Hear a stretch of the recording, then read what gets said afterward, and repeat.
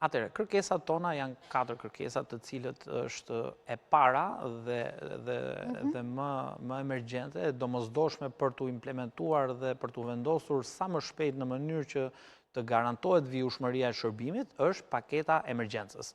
Paketa emergjencës është e njëjta me atë që përkon me të njëjtën periudhë në 2022-shin, ku nisi lufta midis Ukrainës dhe Rusisë, ku asaj kohe pati të njëjtën trend rritje çmimi i karburantit në të njëjtat nivele dhe operatorët janë kompensuar 100 lekë për litër në sasinë të cilën ata e kishin konsumuar të një viti më parë në mënyrë që mos lehe shteg për abuzim. Dhe është mëse normale. Paketa e emergjencës. Paketa e emergjencës.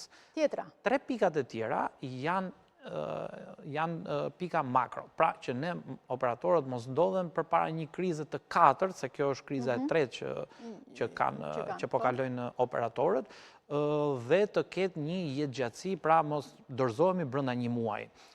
Pika e dytë është heqja e aksizës në litrin e karburantit.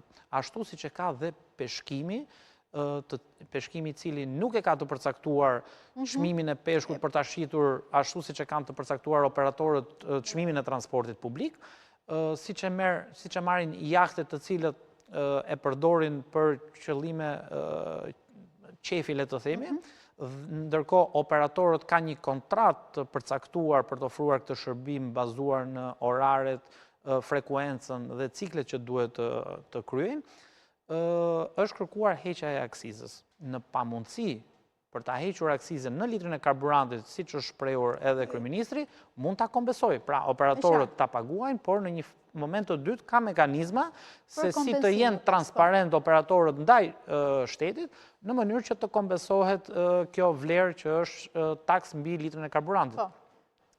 Kemi pikën e tretë, që është taksa e qarkullimit. Taksa e qarkullimit. Taksa e qarkullimit në vetvete, siç është shprehur dhe ministrja, është një taks demotivimi. Pra, çdo individ që përdor një makinë private për të qarkulluar në rrugët, paguan taksën e qarkullimit. Sa më shumë të qarkullojë individi, aq më shumë do të paguaj. Pra, si taks luksi, le të themi. Në rastin ton është handicap. Ne nuk mund të reduktojmë shërbimin për shkak të kësaj takse. Pra, kjo taks nuk përkon logjikisht. Pra, i bie që s'pe bëj këtë xhiron në Tiranë sot, sepse xhiron në kuptimin që Itinerarin. Jo vetëm Tiranë, është për gjithë sektorët. Në rregull, gjithë sektorët, po mora shembull konkretisht Tiranën. Po. Sepse do paguash më shumë taks. Do paguash më shumë taks. Pra, që është e pamundur. Që nuk ka logjik. Nuk ka logjik që kjo taks të jetë mbi litrin e karburantit për këtë sektor. Përsëri jemi shprehur që në rast se nuk hiqet të kompensohet. Pra, për shumë arsye mund mos hiqet jo vetëm për këtë sektor, por edhe të sektor të tjerë, por operatorëve ti kompensohet në momentin që ata kanë konsumuar këtë karburant. Një lloj sikurse edhe aksiza. Po. Dhe pika e katërt është TVSH-ja në shitje. Sot operatorët e transportit publik për biletën që ata paguajnë është 20%. Ndërkohë, vendet e rajonit e kanë nga 0 deri në 5%. Pra, është një taks, është TVSH që për këtë sektor duhet të reduktohet ose edhe të hiqet ashtu siç e ka vendet e